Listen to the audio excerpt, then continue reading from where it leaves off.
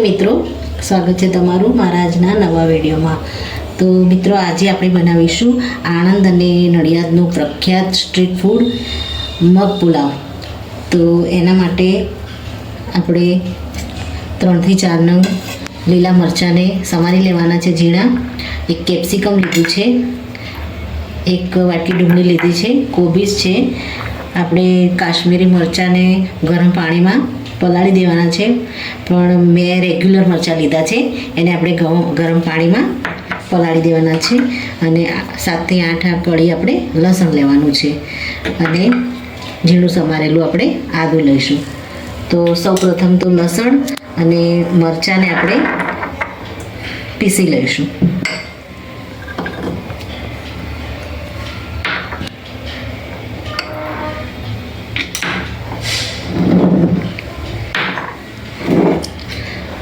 મરચાંનું આપણે પાણીનો ઉપયોગ નહીં કરીએ, આમાં બધી તીખાશ હોય છે, તો આપણે આ પાણીને ઢોળી દઈશું અને આની સરસ એક પેસ્ટ બનાવી દઈશું।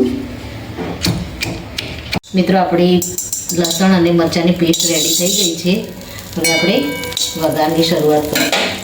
તો સૌપ્રથમ આપણે બટર એડ કરી દઈશું અને એમાં આપણે થોડું તેલ એડ કરી દઈશું।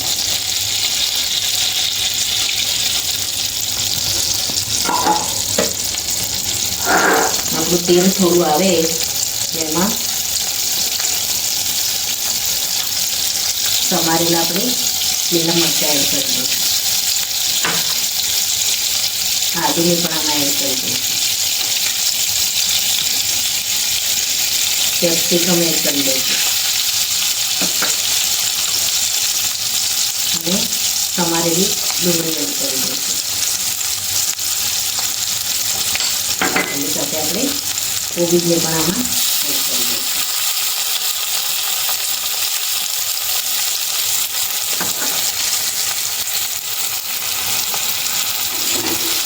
આપણે હાઈ ફ્લેમ ઉપર ફ્રાય કરી દઈશું।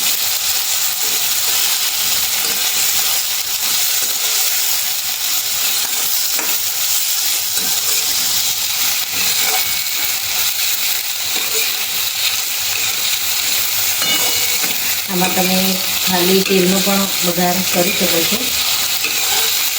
બટરનો આપણે ઉપયોગ કરીશું તે બટરનો ટેસ્ટ પુલાવમાં ખૂબ જ સારો આવે છે।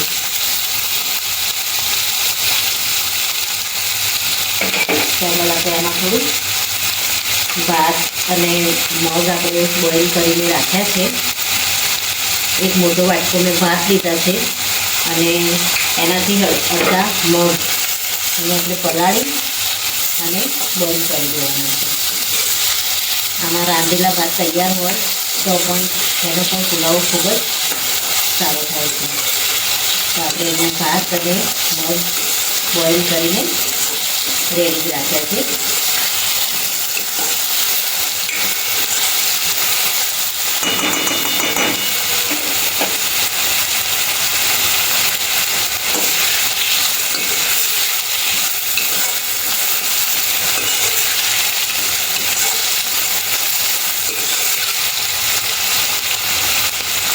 આપણે લસણ અને મરચાંની જે પેસ્ટ બનાવી છે એને આપણે આમાં એડ કરી દઈશું।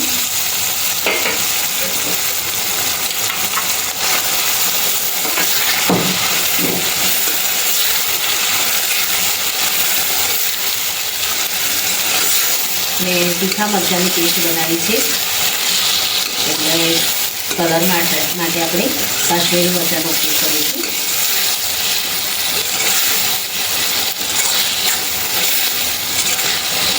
આપણે એને હાઈ ફ્લેમ ઉપર આવી રીતે હલાવીશું।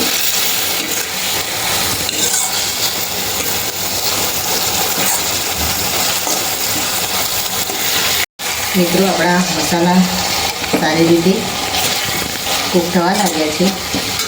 આપણે મસાલામાં પાણી એડ કરવાની જરૂર નથી પડી, આપણે પેસ્ટ જે બનાવી એની અંદર આપણે પાણીનો ઉપયોગ કર્યો હતો, એટલે આપણા મસાલા એ જ પાણીમાં કૂક થઈ ગયા છે। આપણે 1.5 ચમચી જીરું પાવડર એડ કરીશું, 1 ચમચી આપણે હળદર એડ કરીશું।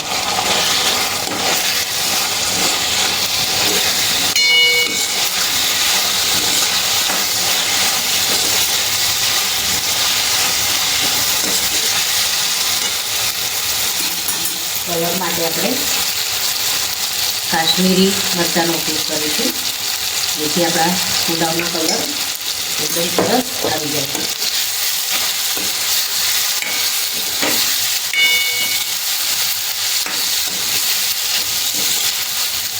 મિત્રો આપણા મસાલા એકદમ સરસ આવી ગયા છે. હવે આમાં આપણે બોઇલ કરેલા આપણે એક બાઉલ ભાત એડ કરી દઈશું.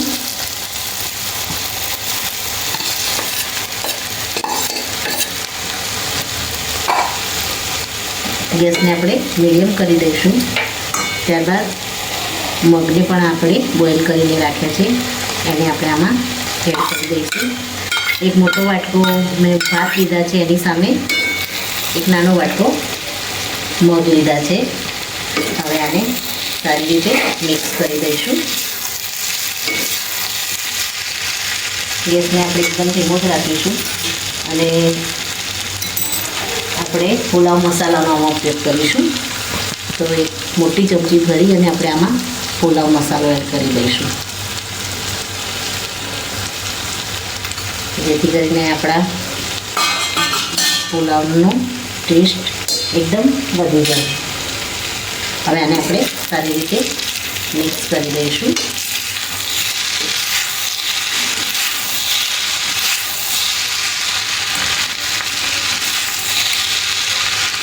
મિત્રો ભાત અને મગ તો આપણા બોઇલ કરેલા છે અને મસાલા પણ એકદમ સારી રીતે કૂક થઈ ગયા છે. બસ આને થોડી વાર માટે આ રીતે મિક્સ કરી અને રેડી કરી દઈશું. તો મિત્રો તમે જોઈ શકો છો આપણો મગ પુલાવ એકદમ સરસ રેડી થઈ ગયો છે. આને ઢાંકી અને 1 મિનિટ માટે ખાલી આપણે મૂકીશું, ત્યારબાદ સર્વ કરી લઈશું. મિત્રો રેડી છે આપણો આણંદનો ફેમસ મગ પુલાવ. એને આપણે દહીં સાથે સર્વ કરીએ છીએ. દહીંને આના ઉપર મિક્સ કરી અને પણ આપણે લઈ શકીએ છીએ. તો મિત્રો મારો આ વિડીયો અહીંયા પૂરો થાય છે. જો મારો વિડીયો તમને ગમ્યો હોય તો લાઈક કરજો, શેર કરજો અને તમારી ચેનલ દેશી સ્પૂનને સબસ્ક્રાઈબ જરૂરથી કરજો અને કમેન્ટમાં જરૂરથી લખજો કે મારી આ રેસીપી મગ અને પુલાવની તમને કેવી લાગી. થેન્ક યુ મિત્રો. ફરી મળીશું નવા વિડીયો સાથે. ત્યાં સુધી આવજો. Thank you.